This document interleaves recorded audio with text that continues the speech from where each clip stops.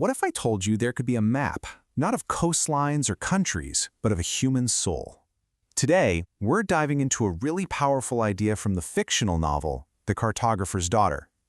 It's a story that tries to chart the most mysterious territory there is, our own inner world.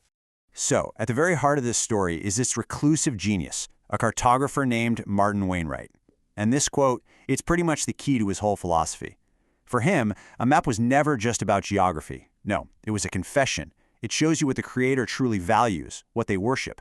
Is it perfect accuracy? Is it beauty, power, or maybe even the mystery itself?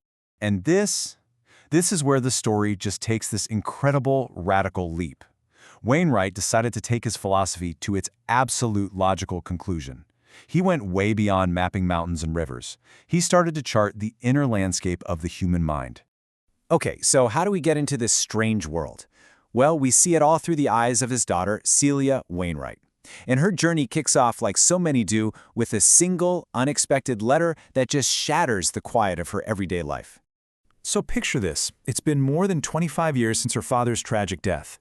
Celia is a translator of medieval texts. She lives this very quiet, very ordered life. Then this letter shows up. It's from a young PhD student named Daniel Ashe, and he claims he's found a bunch of her father's lost maps, a secret project that Martin was totally obsessed with in his final years. So Daniel arranges to meet Celia, and what he shows her, well, it sounds like something straight out of science fiction.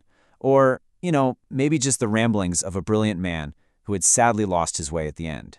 Daniel lays out this absolutely mind-bending concept he calls soul cartography. The idea is that our consciousness isn't just some subjective fog of feelings and thoughts. No, Martin Wainwright believed it had a tangible geography, that our memories, our griefs, our hidden truths, they were actual places you could survey and, get this, even visit. And for him, this was not a metaphor. It was real. And this wasn't some abstract academic thing. These maps were deeply, deeply personal. Daniel shows her that Martin had charted the landscape of his own sorrow after his wife died, a map called The Province of New Grief. He'd mapped his colleagues at the university. And then comes the absolute bombshell. He created a detailed, unbelievably complex map of Celia herself, a map of her soul. Celia's first reaction is, of course, disbelief. I mean, it sounds completely insane, right? But her father wasn't just a theorist. He was a methodical, practical man, and it turns out his notebooks had a very precise methodology for how to actually use these maps. So how in the world is this supposed to work? Well, Wainwright's notebooks lay out a really clear three-step process. First, you have to find what he called a resonance point, a really powerful, specific memory that acts like your entry coordinate on the map. Then you use the special meditative breathing technique while you focus on that point on the paper. And finally, you visualize yourself shrinking down and literally stepping into the landscape. It's a whole system designed to bridge the gap between the map and the mind. She's skeptical for sure, but she's also just too intrigued not to try. So she uses a childhood memory, this little cove in Cornwall, and to her absolute astonishment, it works. She's not just remembering the cove, she feels like she's in it, watching her 9-year-old self on the beach. The map is frighteningly accurate. Her father had labeled that exact spot the Cove of First Philosophy, noting it was where she first learned about trust, the very beginning of her examined life. That first journey just blows the doors wide open. Celia starts to really explore the map of herself, and she discovers this entire world that she carries around inside her, but had never, ever truly seen before. And the places she finds are just astonishing. One of the first regions she visits is this dense, dark wood. And in this forest, sentences are literally carved into the bark of trees. Phrases hang from branches like moss. It's a place that holds all the things she never said out loud, but that existed anyway, quietly shaping her life and her relationships. In another part of the map, she finds this city quarter with rooms filled with objects.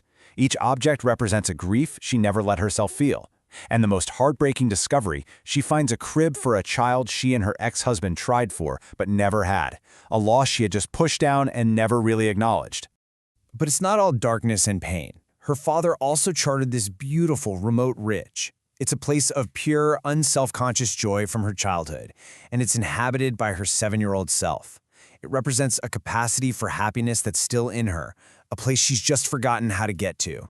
As Celia explores her own soul, she also starts to uncover the immense danger of it all, the thing that drove her father to his death. This knowledge, this power to see into another person's deepest self, it comes at a truly terrifying price. Her father's own words, right there in his notebook, reveal his deepest fear. To truly see into someone's soul, to map their hidden pains and secret truths, he felt it could be a profound violation. It's the ultimate invasion of privacy, a kind of murder of the self that person tries to present to the world. And the maps themselves show these two tragically different paths. When Martin navigated his own territory, he found a zone of unbearable knowledge, a place that ultimately led to his self-destruction. Celia, though, she's on a different journey.